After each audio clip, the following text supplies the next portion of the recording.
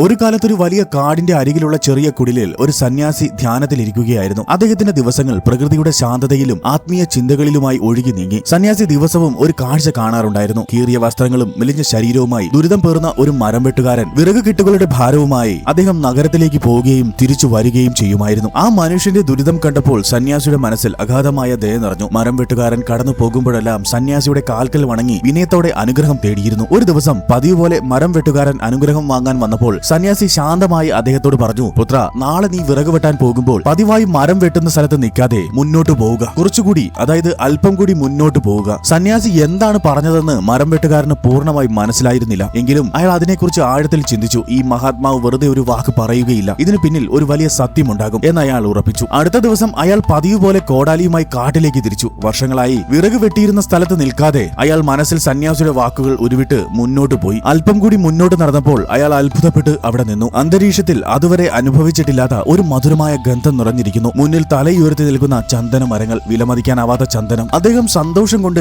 കണ്ണുകൾ നിറഞ്ഞു. അയാൾ വേഗത്തിൽ ചന്ദനം വെട്ടി നഗരത്തിൽ കൊണ്ടുപോയി അത് വിറ്റു. ആദ്യമായി അയാൾക്ക് ധാരാളം പണം ലഭിച്ചു. അന്ന് രാത്രി അയാൾ ഒരേ സമയം സന്തോഷം കൊണ്ടും ദുഃഖം കൊണ്ടും കരഞ്ഞു. സന്തോഷം, തന്റെ ദാരിദ്ര്യം എന്നേക്കുമായി അവസാനിച്ചല്ലോ എന്നോർത്ത്. ദുഃഖം എന്തെന്നാൽ ഈ ചന്ദനം നേരത്തെ കണ്ടെത്തിയിരുന്നെങ്കിൽ എത്രയോ വർഷം മുൻപ് താൻ വലിയ ധനികനാകുമായിരുന്നല്ലോ എന്നോർത്ത്. അടുത്ത ദിവസം ആവേശത്തോടെ ചന്ദനം വെട്ടിക്കൊണ്ടിരുന്നപ്പോൾ ഒരു ചിന്ത അദ്ദേഹത്തിന്റെ മനസ്സിൽ പെട്ടെന്ന് മിന്നൽ പോലെ കടന്നുപോയി. ചന്ദനത്തിന്റെ അടുത്ത് നിർത്താനല്ല സന്യാസി പറഞ്ഞത്. അദ്ദേഹം പറഞ്ഞത് മുന്നോട്ട് പോവുക, അല്പം കൂടി മുന്നോട്ട് പോവുക എന്നാണ്. മരം വെട്ടുകാരൻ കോടാലി താഴെ വെച്ചു. ചന്ദനത്തിന്റെ സുഖ സൗകര്യങ്ങൾ മറികടന്ന് അയാൾ വീണ്ടും മുന്നോട്ട് നടന്നു. ചന്ദനക്കാടിനും അപ്പുറം ചെന്നപ്പോൾ അയാൾ കൂടുതൽ അത്ഭുതപ്പെട്ടു. അവിടെ അദ്ദേഹം ഒരു തിളക്കമുള്ള വെള്ളി ഖനി കണ്ടെത്തി. അതിനുശേഷം ഭാഗ്യം അയാളെ കൈവിട്ടില്ല. അവിടെയും നിർത്താതെ അയാൾ സന്യാസിയുടെ വാക്കുകൾ ഓർത്ത് അതിലും മുന്നോട്ട് പോയി. കുറച്ചുകൂടി മുന്നോട്ട് അദ്ദേഹം പോയപ്പോൾ അദ്ദേഹത്തെ കാത്തിരിക്കുന്നത് ഒരു സ്വർണ്ണ ഖനിയായിരുന്നു. സ്വർണത്തിന്റെ പ്രഭയിലും മയങ്ങാതെ അദ്ദേഹം പിന്നെയും മുന്നോട്ട് പോയി. അപ്പോൾ അദ്ദേഹം ലോകം കണ്ടിട്ടില്ലാത്തത്ര വലിയതും തിളക്കമുള്ളതുമായ വജ്ര ഖനി കണ്ടെത്തി. ആ വജ്രങ്ങളുടെ തിളക്കം പോലും അദ്ദേഹത്തെ വഴി തെറ്റിച്ചില്ല. ആ അന്തിമ വാക്കുകൾ അദ്ദേഹത്തിന്റെ കാതുകളിൽ മുഴങ്ങി, പുത്ര,